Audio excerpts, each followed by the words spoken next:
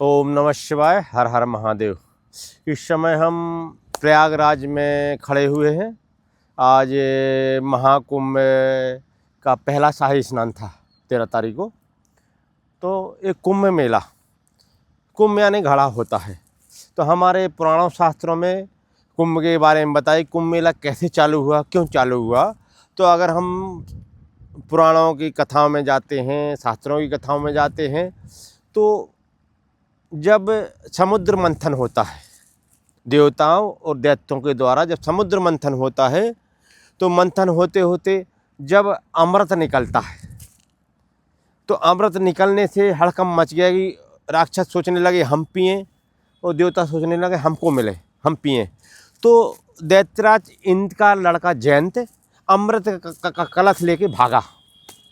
उस अमृत कलश के लिए सूर्यदेव को कलश फूटे ना, इसके लिए नियुक्त किया गया।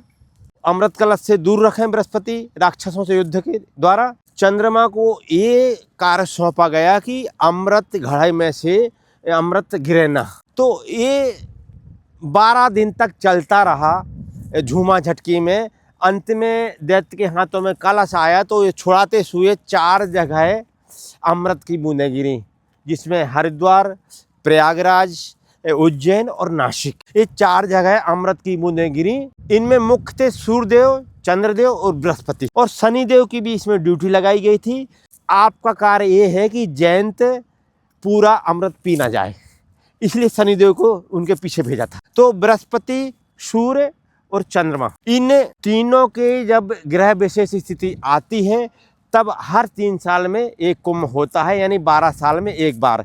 तो 12 दिन एक अमृत बचाने के लिए 12 दिन युद्ध चला। तो देवताओं का एक दिन हमारा 1 साल, तो इसलिए उनके 12 दिन के बराबर हमारा 12 साल होता है। तो हर 12 साल में एक किसी न किसी 4 जगह में से एक जगह कुंभ रहता है, मतलब हर 3 साल में पड़ता है। हरिद्वार का कुंभ चैत्र मास में पड़ता है। प्रयागराज में माघ मास में कुंभ मेला पड़ता है हर 12। उज्जैन का कुंभ कार्तिक मास में पड़ता है और नासिक का कुंभ में भादो मास में पड़ता है। तो ये अमृत की बूंदें गिरी और गृह नक्षत्र का प्रवेश, तो इसमें जो स्नान होता है, जप होता है, दान पुण्य होता है, उसका बहुत बड़ी महिमा गाई है। इसलिए पूरे देश के साधु संत कंदराओं में रहते हैं, गुफाओं में रहते हैं, जिनको कोई नहीं देख पाता, सब एक जगह एकत्रित होते हैं। यदि हमारी भारतीय संस्कृति का अगर देखना हो मिलन, तो कुंभ मेला देखिए। कुंभ मेला पूरे विश्व में, पूरी सनातन संस्कृति का बहुत विशाल मेला।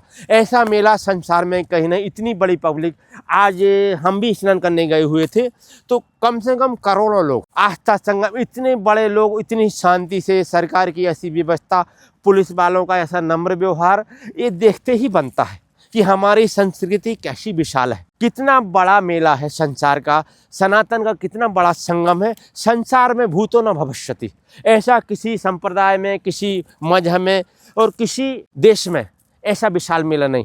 वो बड़े आश्चर्य की बात है कि इतने करोड़ों लोग सिर्फ बालू के ही मैदान में एक कुंभ मेला लगा हुआ है, जहाँ रेत ही रेत है, और इधर 1.5 से 2 लाख टेंट लगे हुए हैं। कम से कम 30-35 किलोमीटर लंबाई में दोनों तटों पे, गंगा के, यमुना के तटों पे, संगम के तट पे तमाम जगह साधु संत और गृहस्थी, सनातन प्रेमी, धार्मिक प्रेमी, सभी जात मत पंथ संप्रदाय के इधर आके डुबकी लगा रहे हैं। तो ये कुंभ मेला हमारी संस्कृति का विशाल विशाल हृदय जो तमाम एकत्रित करता है, ये कुंभ मेला है।